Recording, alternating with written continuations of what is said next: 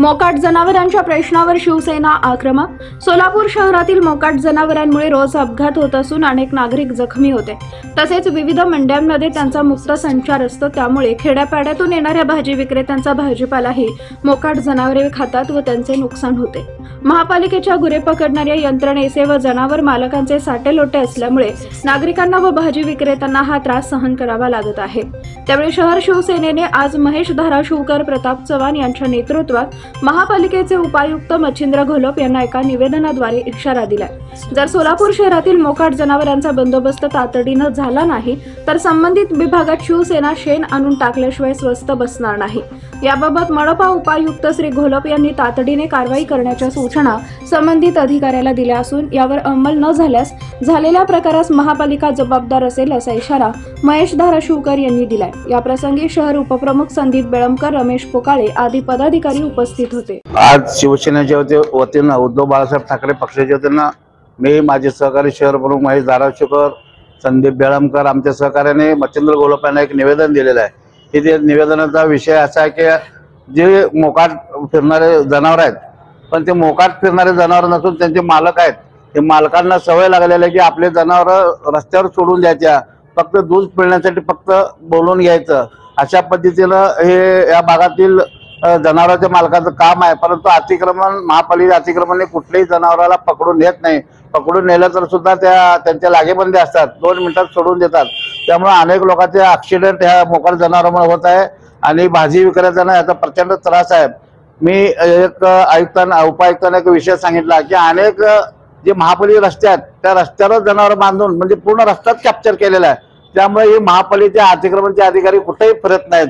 नवी पेठ असू द्या, चाटी गल्ली असू द्या, सराफकट असू, जे महत्वाचे बाजारपेठ आहेत त्या बाजारपेठेमध्ये प्रचंड अतिक्रमण आहे। पण कुठंतरी एखाद्या चांगल्या टॅक्स भरलेल्या दुकानदाराला त्रास करायचं आणि गवगाव करायचं काम केल्यासारखं, पण असं कुठलंही काम ती महापालिका करत नसून आम्ही यांना इशारा दिलेला आहे, लवकरात लवकर हे मोकाट जनावरांचा बंदोबस्त करा आणि अतिक्रमण करणाऱ्या लोकांचा बंदोबस्त करा आणि नाहीतर जनतेला जे टॅक्स भरून जनता फिरती त्यांना मोकळा श्वास येऊ द्या, अन्यथा आम्ही शेणाचा सडा या आयुक्त काढल्याशिवाय टाकल्याशिवाय सोडणार नाही। मोठ्या प्रमाणात कारवाई केली, सुवर्ण लोकांचे तिथे व्यापाऱ्यांचे बोर्ड देखील काढले, मात्र आता कुठं कारवाई होताना दिसत नाही, काय कारण? महत्वाचं म्हणजे आता महेश धाराशिवकर सराफ बाजाराचे व्यापारी आहेत, त्यांच्यामुळं आम्हाला माहिती कळाली। त्यावेळेस आम्ही गेलो तिथं, प्रत्यक्षात अनेक वर्षापासून टॅक्स भरणाऱ्या व्यापाऱ्यांचे बोर्ड काढण्यात आले।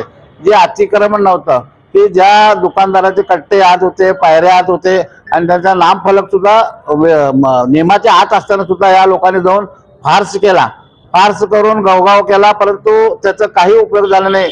तिथल्या दुकानदारांनी त्यांच्या विरोधात कोर्टामध्ये केस घातलेली आहे, परंतु आता कारवाई बंद झाली। तुम्ही म्हणल्याप्रमाणे ठराविक ठिकाणी करायचं, प्रसिद्धी मिळवायचं आणि कारवाई बंद करून द्यायची, ते परत त्यांचे महिन्याला आपल्या पैसे वसूल करायचे आणि जिथं अतिक्रमण मूळ आहे तिथं जायचंच नाही।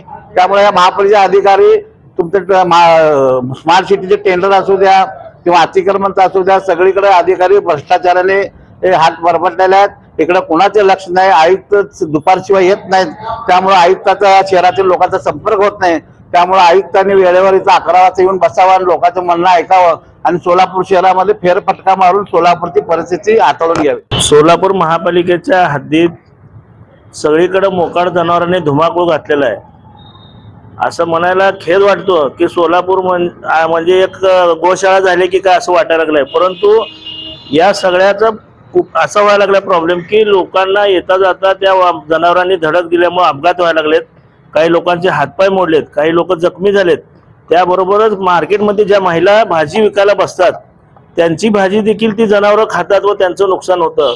आणि या सर्व प्रकाराकडे महापालिका डोळे झाकून बसलेली असल्या कारणानं आज शिवसेनेनं या ठिकाणी आयुक्त मच्छिंद्र घोलप यांना निवेदन दिलेलं आहे की या मोकाट जनावरांचा बंदोबस्त जर झाला नाही तर आम्ही संबंधित विभागामध्ये शेण आणून टाकल्याशिवाय राहणार नाही।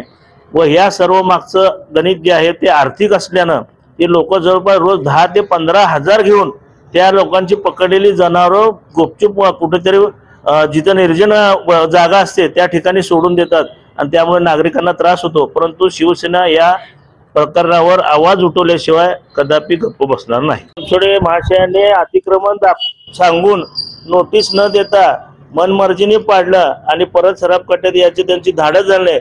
कारण सगळ्याचं नियमात होतं, फक्त त्याची नोकरी जाऊन घर रोडवर येऊ नये म्हणून हा सगळा खटाटोप व्यापाऱ्याने थांबवला.